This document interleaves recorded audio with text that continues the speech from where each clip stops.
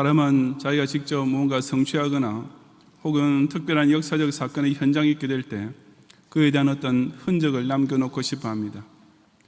그래서 산 정상을 정복한 사람은 반드시 기념사진을 찍기 마련이며 여행을 다녀온 사람은 현지에서만 구할 수 있는 기념품을 사오기도 합니다. 그런데 예로부터 지금까지 가장 일반적으로 사용된 기념물은 아마도 돌이 아닐까 생각합니다. 물론 요즘은 무단 채취가 금지된 곳도 많지만 보통은 돈을 주고 살 필요 없이 그냥 현장에서 주워오면 되니까 쉽기도 하고 썩을 염려나 파손될 걱정 없이 오랫동안 간직할 수도 있기 때문입니다. 그러니까 들에게 인류 최초로 달 착륙에 성공했던 아폴로 11호의 우주선 비행사들도 지구로 귀환할 때 달 표면에서 수집한 암석을 가져왔으며 독일 베를린의 장벽이 무너지던 날 그 현장에 있던 사람들은 너나 할 것 없이 다 그 부서진 시멘트 조각이나 벽돌을 역사적인 기념품으로 가져갔던 것입니다. 본문은 이스라엘 백성이 요단강 저편 지역인 모압 평지를 떠나 요단강을 성공적으로 도하여 드디어 가나안 본토를 밟게 된 직후에 있었던 사건이었습니다. 그것은 여호수아와 이스라엘 백성에게 있어서 참으로 의미 깊은 순간이었습니다.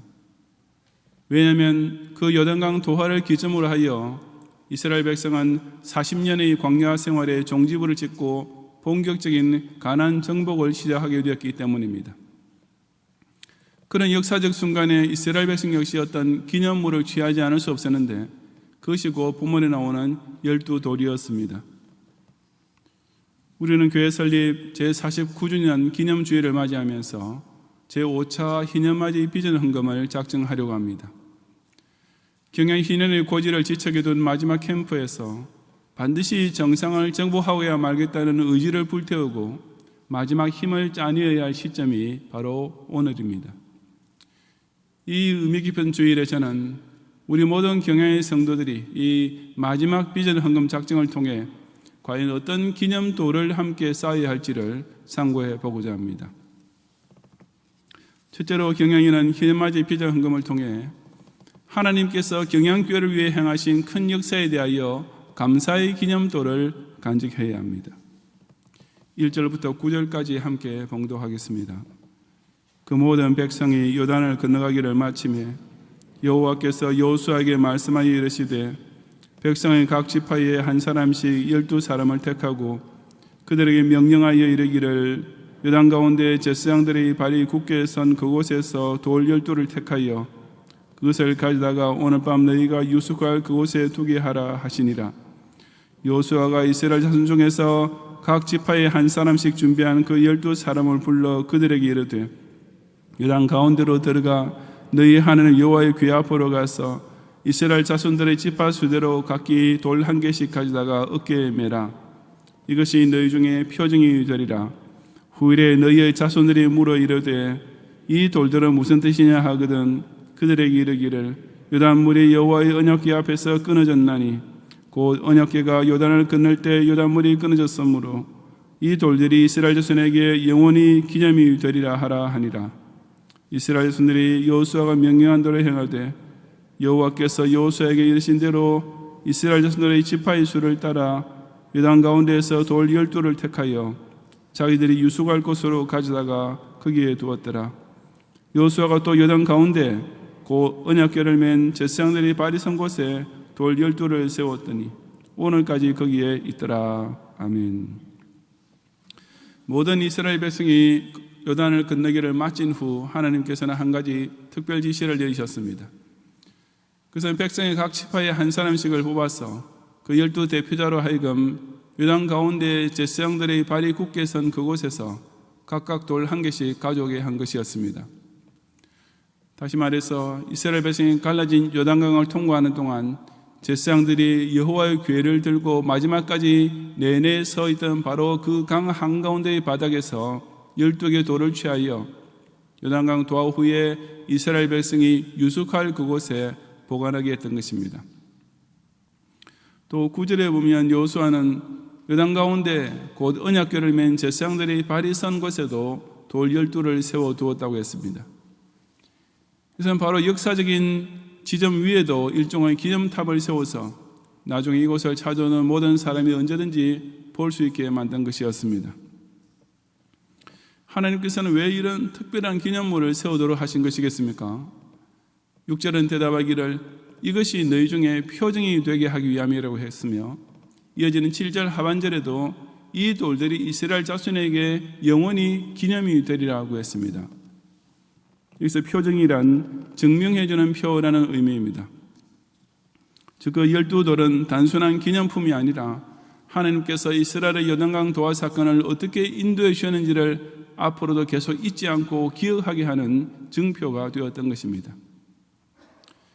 물이 한창 불어나 있던 요단강을 그 수많은 이스라엘 백성이 걸어서 건너간다는 것은 사람의 능력으로는 전혀 불가능한 일이었습니다.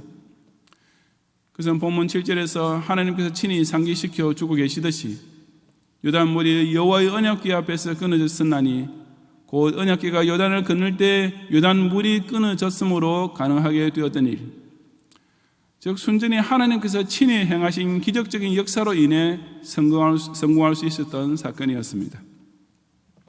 그러므로 적어도 이스라엘 백성이라면 요단강 도하 작전을 기억할 때마다 그처럼 놀라운 능력으로서 이스라엘 인도하신 하나님께 모든 영광과 감사를 돌려야 마땅한 일이었고, 이 12돌은 바로 그것을 위한 영원한 기념이 되었습니다.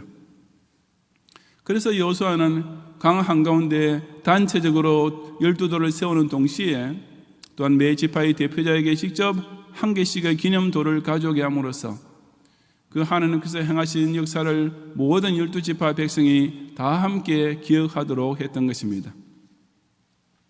우리 역시 이 경양교회를 통해 이런 멋진 기념비들을 얼마나 많이 세워왔습니까? 을지로에서 동자동에서 여의도로, 그리고 여의도에서 이곳 등촌동으로 이전해온 일 하나하나가 다 요단강 도하와 같은 기적의 연속이었습니다. 공교롭게도 IMF를 당한 시절에 강서성전을 짓는 일은 애초에 그 누구의 눈에도 말도 안 될 일로만 보였지만 하나님께서는 기필코 우리에게 헌당 완결의 기념비를 세우게 하셨습니다. 꼭 마찬가지로 교육관 2000평 헌금운동 역시 하필이면 국제적 금융위기와 국내 불경기가 최악에 이르렀을 시점과 맞물리게 되었지만 이것 역시 경양의 모든 성도가 생애 전부의 헌금을 드리면서 각자의 기념돌 하나씩을 자신의 기도와 생업 속에 간직하게 되었습니다. 물론 그런 가운데 대외적인 전도와 선교 활동에 있어서도 이뤄낸 큰 역사도 많습니다. 고려신학교 복교운동, 경양선교회 창립, 경양학원 인수, 경양복지재단 발족, 별들학교 창설, 제네바 신학대학원 설립 등등 경양의 역사적 기념비들은 한 절에서 다 셀 수 없을 정도입니다. 실로 경양의 지난 49년 역사는 사람의 계산이나 능력으로서는 도저히 불가능하게만 보이는 일, 그러나 살아계신 하나님께서 친히 우리를 위해 역사하신 까닭에 이룰 수 있었던 기적적인 성공으로 연이어 왔습니다. 그리고 이 놀라운 경양 역사는 내년 이때 경양교회 설립 제50주년을 맞이함으로써 그 최고 정점을 이루게 될 것입니다.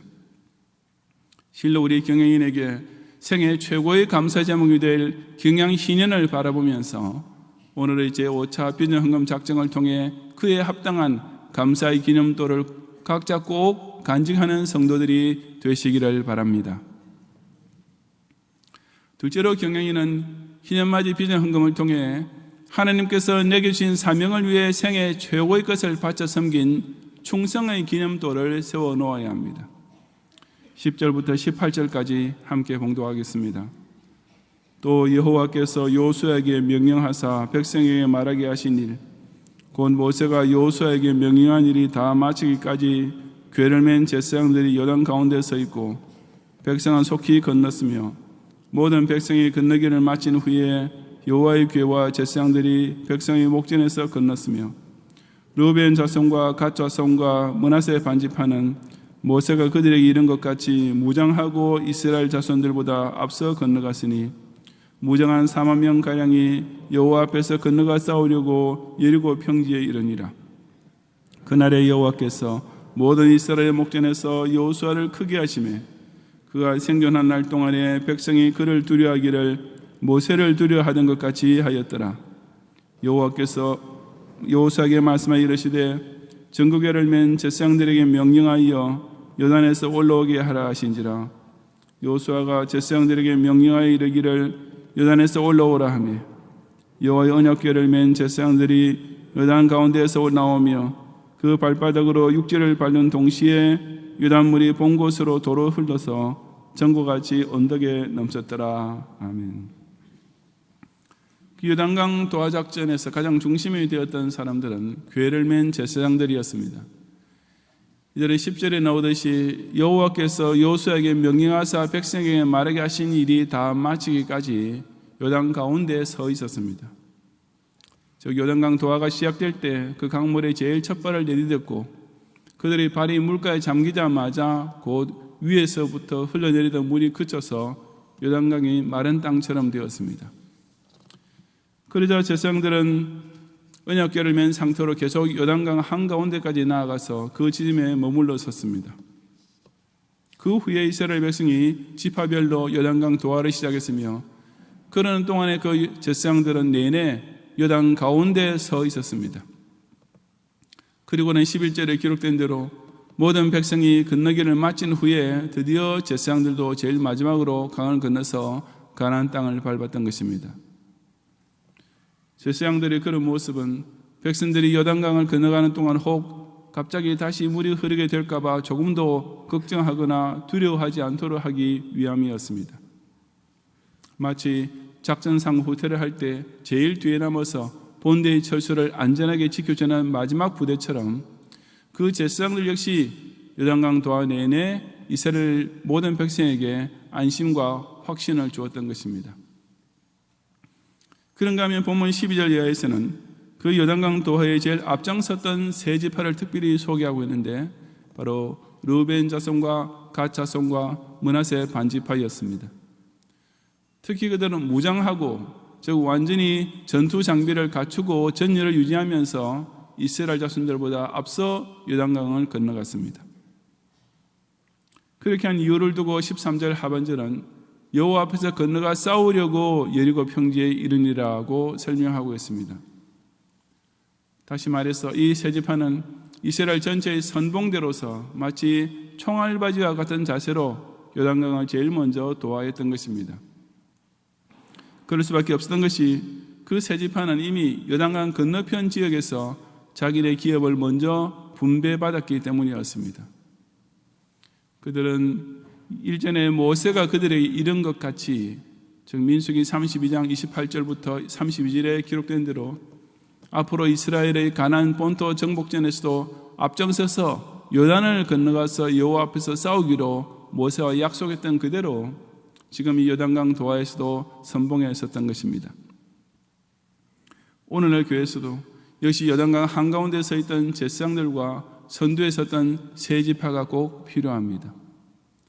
저 교육자와 교인들이 그 맡은 직분은 다르지만 각자 자기에게 주어진 사명을 완수함으로써 공동체 전체는 더욱 힘차게 전진할 수 있는 것입니다. 물론 두말할 것 없이 교회는 언약궤를 맨 제사장, 즉 말씀으로서 가르치고 인도하는 목사를 중심으로 나아가야 합니다. 우리 각자의 신행 행로에 평안과 힘을 대주고 교회가 싸우는 전투의 승리의 확신을 줄 수 있는 것은 오직 하나님께서 목사를 통해 선포하시는 성경 말씀일 뿐이기 때문입니다. 하지만 그렇다고 해서 사사건건 다 교육자가 직접 나서는 것은 아닙니다. 어떤 일은 교육자가 지도하고 기도로 후원하는 가운데 교인들이 앞장서서 해야 할 일도 많습니다. 가족과 이웃을 전도하는 일, 약한 성도를 돕고 구제하는 일, 교회 청지기로 봉사하고 재직으로서 헌금의 의무를 다하는 일 같은 일선의 전투들은 당연히 교인들이 해야 할 사명입니다. 아니 교육자의 생각이 미처 이르지 못하는 것, 일일이 간섭할 수 없는 것들까지도 각 전도회장이 교육국의 각 주일학교 부장이 스스로 알아서 적극적으로 나서야 이 큰 하나님의 집이 제대로 돌아갈 수 있는 것입니다. 원로 목사님의 많은 명언 중에 경양교회는 자기가 서서 일할 곳이 없는 교인은 자기가 앉을 자리도 찾지 못하는 교회다라는 말씀이 있습니다. 정말 멋진 말씀 아닙니까? 하나님께서 자기 한 사람에게 맡기신 고유의 사명, 그 한 가지도 감당하지 못한다면 그냥 이름만 경영교회 등록 교회일 뿐, 사실은 주일 예배 1시간만 참석하고 돌아가는 경영교회 방문교인과 50보백보인 것입니다. 내년 4월까지 보리도 헌금 완결이 끝나면서 경양 희년을 맞이하게 되면 경양의 성도들이 그동안 강서 성전을 위해 바쳤던 건축 헌금, 헌당 헌금, 교육관 헌금, 보리도 헌금을 비롯하여 5차에 걸친 희년맞이 비전 헌금을 모두 합산해서 헌당 기념관 동판을 새로 제작하려고 합니다. 이것이 경양의 성도에게 가장 중요하고 뜻깊은 기념돌이 될 것은 두말할 필요도 없습니다. 지금까지 경양교회에 출석은 했지만 헌금다운 헌금, 곧 힘에 지나도록 바치는 헌금, 극한 가난 중에 오히려 풍성하게 바치는 헌금, 평화시대에 사는 값을 하기 위해 순교하는 대신 바치는 헌금이란 것을 한 번도 해보지 못한 교인은 오늘이 자신에게 진짜 마지막 기회인 줄을 알아야 합니다.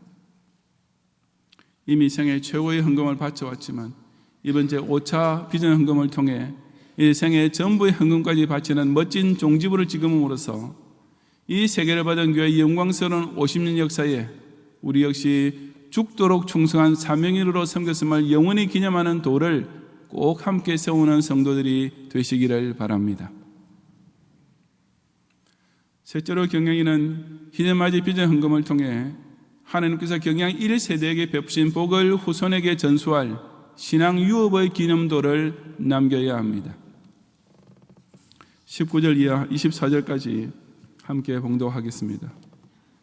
첫째 달 10일에 백성이 요단에서 올라와 예리고 동쪽 경계 길갈에 진침해 여호수아가 요단에서 가져온 그 12돌을 길갈에 세우고 이스라엘 자손들에게 말하여 이르되 후일에 너희의 자손들이 그들의 아버지에게 묻기를 이 돌들은 무슨 뜻이니까 하거든 너희는 너희의 자손들에게 알게 하여 이르기를 이스라엘이 마른 땅을 밟고 이 요단을 건넜음이라. 너희의 하나님 여호와께서 요단물을 너희 앞에서 마르게 하사 너희를 건너게 하신 것이 너희의 하나님 여호와께서 우리 앞에 홍해를 말리시고 우리를 건너게 하심과 같았나니 이는 땅의 모든 백성에게 여호와의 손이 강하신 것을 알게 하며 너희가 너희의 하나님 여호와를 항상 경외하게 하려 하심이라 하라. 아멘. 이스라엘 백성이 요단강 도하를 완전히 마치고 가나안 본토 입구에 해당되는 여리고 동쪽 경계 길갈에 진척이 되었을 때였습니다. 그때 여호수아는 요단에서 가져온 그 12돌, 즉 각 지파의 대표자에게 요단강 한가운데서 취하여 보관하게 했던 그 돌들을 바로 그곳에 세워서 또 하나의 기념탑을 만들었는데 거기에는 특별한 목적이 있었습니다. 본문 21절에 후일에 너희의 자손들이 그들의 아버지에게 묻기를 이 돌들은 무슨 뜻이니까 하거든 이라고 여호수아는 그 12돌을 길갈에 세우는 이유를 설명하기 시작했습니다. 바로 그때 너희는 너희의 자손들에게 알게 하여 이르기를 이스라엘 자손이 마른 땅을 밟고 이 요단을 건넜음이라고 대답해 주기 위해서라고 한 것입니다. 그것은 앞서 6절과 7절에서 하나님께서 여호수아에게 지시하신 말씀을 여호수아가 이스라엘 백성에게 그대로 전달하는 것이기도 합니다. 사실 요단강 도하는 적어도 그것을 직접 체험한 세대로서는 꼭 무슨 기념비가 없어도 결코 잊을 수 없는 너무나 놀라운 기적이었습니다. 그러나 세대가 바뀌면 상황은 아주 달라질 수밖에 없었습니다. 오늘날 이 대한민국의 신세대만 해도 자기가 직접 겪어보지 못한 일제협제나 공산당의 만행 같은 것은 아무리 아버지나 할아버지가 말해주어도 그저 멀뚱멀뚱하지 않습니까? 저 구세대에게는 기념할 필요 없을 정도로 생생한 역사를 할지라도 신세대에게는 그저 까마득한 옛날 이야기가 될 수밖에 없는 것입니다. 하지만 요단강 도하까지 그런 식으로 이스라엘 역사에서 후대의 기억 속에서 금세 사라져서는 절대로 안 될 일이었습니다. 그런 가족이 하나님께서는 요단강 한가운데에 세워진 기념탑 외에 이곳 길갈에도 또 하나의 12돌의 기념탑을 세우게 하셨던 것입니다. 그렇게 해야 하나님께서 사람의 능력으로는 결코 이룰 수 없는 놀라운 기적을 이스라엘 백성을 위해 친히 베푸르신 사실을 4세대 이스라엘 백성 역시 똑똑히 기억할 수 있을 것이기 때문이었습니다. 그렇게 함으로써 요단강을 마른 땅처럼 통과한 이스라엘의 현 세대뿐 아니라 그들 뒤에 오고 올 모든 자손 역시 하나님 여호와를 항상 경외하는 가운데 그들의 신앙 선조가 받았던 복을 계속 누릴 수 있었습니다. 저와 여러분 역시 이와 같은 신앙의 전통과 영적 유산의 기념을 우리 자녀에게 대대로 전수해 주어야 합니다. 개혁주의 신앙과 순교자의 정신, 비록 우리 세대에게는 꿈속에조차 가슴이 뜨거워지는 역사라 해도 우리 자녀에게는 그야말로 허랑에 담배 먹던 시절의 이야기로 전락될 수 있기 때문입니다. 주일 성수와 11조, 우리 앞의 신앙 선조에 있어서는 그저 신앙생활의 기본에 불과했던 이것들이 우리 후손은 고사하고 벌써 우리 자신조차 가장 실천하기 어려운 최고 수준의 신앙생활인 것처럼 여기는 현상이 이미 벌어지고 있지 않습니까? 바로 그런 까닭에 우리는 이런 소중한 신앙의 유업을 우리 아들, 딸의 인격과 생활 속에 기념비처럼 뚜렷이 남겨놓아야 하는 것입니다. 제가 미국에서 살 때 아주 인상적인 공익 광고를 하나 보았습니다. 어떤 10대 초반의 예쁘고 깜찍하게 생긴 딸아이가 저녁에 친구들과 놀러 나가려 하자 아빠가 몇 시까지 집에 들어와야 하지라고 묻습니다. 딸아이와 잠시 귀가 시간의 흥정을 끝낸 후에 그 아빠는 늘 하는 말이지만 또 똑같은 주의사항을 딸에게 일깨워줍니다. Remember, no smoking, no drinking, no kissing. 알지? 흡연 금지, 음주 금지, 키스 금지라고 마치 그 아빠와 딸 사이에 이미 익숙해진 표와 같은 주의사항을 확인시킵니다. 그리고 장면이 바뀌어 그 딸아이는 거리에 나가서 또래 친구들이랑 어울려 있는데 그 중에 잘생겼지만 좀 껄렁해 보이는 머슴애 하나가 곁에 다가와서 You want a cigarette? 너 담배 한 대 피워볼래? 하고 은근히 권합니다. 그러자 그 딸아이는 No thank you. 아니 괜찮아 하고 싹 잘라 거절하는데 그 모습이 너무나 똑똑하고 깜찍하고 귀여웠습니다. 그런 후 마지막 자막이 화면에 뜨는데 당신의 자녀에게 말해 주십시오. 그 아이들은 반드시 기억할 것입니다. 라는 내용이었습니다. 자녀의 신앙교육은 교육자나 주일학교 교사만 하는 것이 절대로 아닙니다. 오히려 부모가 집에서 자기 아들, 딸에게 직접 엄하게 말해주고 진실하게 가르치는 한마디는 그들의 심령 속 깊이 평생을 두고 새겨질 수 있습니다. 특별히 여러분이 경영교를 위해 바친 모든 헌금과 더불어 이제 내년 4월이면 끝나게 되는 비전 헌금은 그 자녀에게 말보다 더욱 강력하고 훌륭한 신앙교육의 시청각 교육 자료가 될 것입니다.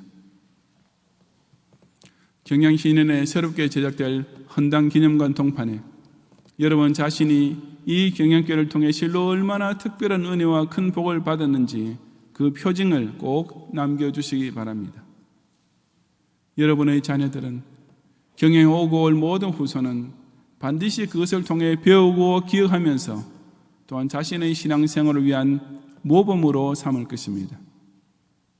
그러면 우리의 후손은 우리가 받았던 것보다 30배, 60배, 100배의 복을 반드시 누릴 것입니다. 이 기념맞이 비전 헌금은 하나님께서 경양의 1세대에게 베푸신 은혜와 복이 그 얼마나 크고 특별한지를 앞으로 저와 여러분의 후손에게 가르쳐주는 신앙 유업의 기념으로 영원히 남겨질 것을 기억하면서 오직 기쁜 마음과 정성을 다해 바치는 성도들이 되시기를 바랍니다. 성도 여러분, 본문 9절 하반절을 다시 보시면 돌 12를 세웠더니 오늘까지 거기 있더라고 했습니다. 요단강 한가운데 세워졌던 12돌의 기념탑은 물이 마르는 건기가 될 때마다 후대 이스라엘 백성도 볼 수 있었는데 그것이 여호수아서가 기록된 시대까지 이어지고 있었던 것이며 물론 그 뒤로도 오랫동안 계속 그 자리에 서 있었을 것입니다. 그리고 바로 그 12돌은 모든 이스라엘 백성이 그것을 볼 때마다 하나님께서 과거에 친히 행하신 큰 일을 기억하게 만드는 동시에 그들의 미래에 대하여 더욱 확실한 믿음과 용기와 힘을 얻게 주었을 것이 틀림없습니다. 아폴로 11호가 달에 갔다 온 후에 각 날에 조금씩 나눠 주었던 월석은 그 달 착륙이 비록 작은 한 걸음이었지만 전 인류를 위한 위대한 도약이 되었음을 온 세계가 함께 공감하고 기억할 수 있는 영원한 기념물이 되었습니다. 베를린 장벽의 벽돌 역시 분단되었던 민족의 아픈 과거를 씻고 더 밝은 미래로 함께 나가고자 하는 실로 의미 깊은 기념물이 되었던 것입니다. 우리가 과거를 기념하는 이유는 이처럼 그것이 미래 지향으로 이어짐으로써 진정 소중한 가치를 발휘할 수 있기 때문이 아니겠습니까? 신자는 이런 멋진 기념비를 오직 교회를 통해서만 남길 수 있습니다. 또한 교회는 각 성도가 자신의 12돌의 기념을 간직하게 해주는 교회가 되어야 합니다. 경영인으로서 몇 년 혹은 몇십 년이라는 은혜롭고도 복스러운 시간을 보냈으면서도 아무 기념될 것을 남기지 못한다면 실로 부끄러운 일이 아닐 수 없습니다. 더욱이 자기 자신만의 기념도를 취하지 못하고 경영 50주년을 맞이한다면 정말 나중에 땅을 치고 후회할 일이 될 것입니다. 물론 우리는 경영 희년을 절대로 그렇게 맞이할 수는 없습니다. 이번 제5차 희년맞이 비전헌금 작정을 통해 하나님께서 경영교회를 위해 친히 행하신 역사와 자신이 맡은 사명을 충성스럽게 섬긴 족적과 우리 자녀와 후손에게 대대로 전해줄 신앙교육의 유산을 결코 사라지지 아니할 12돌의 기념비로 뚜렷이 세우면서 경영교회 50주년을 준비하는 성도들이 되시기를 주님의 이름으로 축원합니다.